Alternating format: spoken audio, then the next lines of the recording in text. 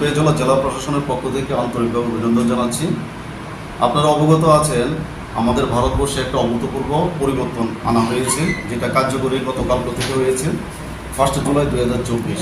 আমাদের যে 3টা ক্রিমিনাল ল রয়েছে, অর্থাৎ সিআরপিসি, আইপিসি, এভিডেন্স অ্যাক্ট, এগুলোকে সংশোধন করে নতুনভাবে নতুন 3টা আইন আমাদের দেশে প্রণয়ন করা হয়েছে, যেগুলি কার্যকরী হয়েছে গতকাল থেকে, অর্থাৎ 1 জুলাই 2024।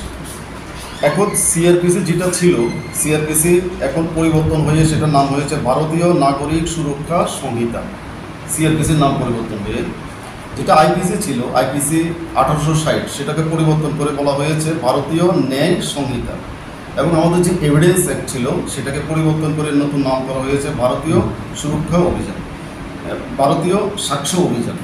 তো সেটার উপরে আমাদের দেশ এখন গতকাল থেকে, অর্থাৎ 1 জুলাই থেকে আমাদের দেশের সমস্ত আইন কানুন এটার উপর ভিত্তি করে চলবে। তো সেখানে কতগুলো পরিবর্তন করা হয়েছে। আমাদের যে এক্সিস্টিং আইন ছিল সেটার অনেকগুলো পরিবর্তন করা হয়েছে, যেমন আমি কিছু আলোকপাত করার চেষ্টা করব। যদি আমি আইপিসির ক্ষেত্রে ধরি, আইপিসিতে আমাদের ছিল মোট 511টি ধারা, সেকশন ছিল, সেটাকে রিডিউস করে এখন করা হয়েছে 358টা, অর্থাৎ 511 থেকে কমিয়ে সেটাকে 358তে করা হয়েছে। এইভাবে অন্যান্যগুলি যদি আমরা ধরি, যেমন আমি যদি সিআরপিসি 144, আমরা জানি আগে 144 ধারা জারি করা হতো, এখন সেটাকে এখন 144 ধারা থাকছে না, সেটা হবে আগে যেটা 144 ছিল সেটা হবে 163।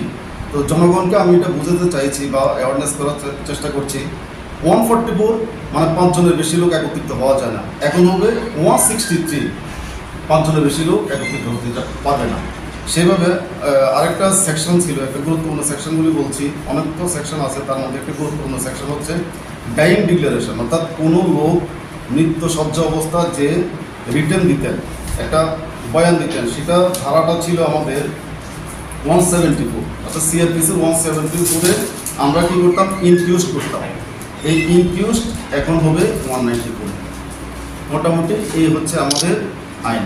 তো এখানে একটা কথা বলে রাখি, আগের থেকে যে কেসগুলি চলছে, যে মামলাগুলি চলছে, সেই মামলাগুলি 30 জুলাই 2024 রাত্রে 11:15 অবধি পুরান হিসাবে হবে।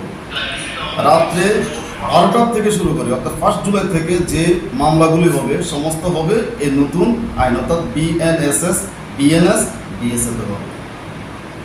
ধন্যবাদ স্যার। এই নতুন আইনে কি কোশ্চেন আপনি করেছেন, এখানে আরেকটা জিনিস আমি বলবো, আগে ধরুন কোনো একটা সমস্যা সৃষ্টি হলো, থানাতে যেতে হতো এফআইআর করার জন্য, এখন এফআইআরটা অনলাইনে করা যাবে। যে কোনো থানায়, পার্শ্ববর্তী থানায়, এটা আপনার এলাকা হতে হবে এমন কোনো কথা নেই, পার্শ্ববর্তী যে কোনো জায়গায় আপনি এফআইআর করতে পারবেন এবং অনলাইনে করতে পারবেন, অর্থাৎ বিচার প্রক্রিয়া অনেক দ্রুত হবে।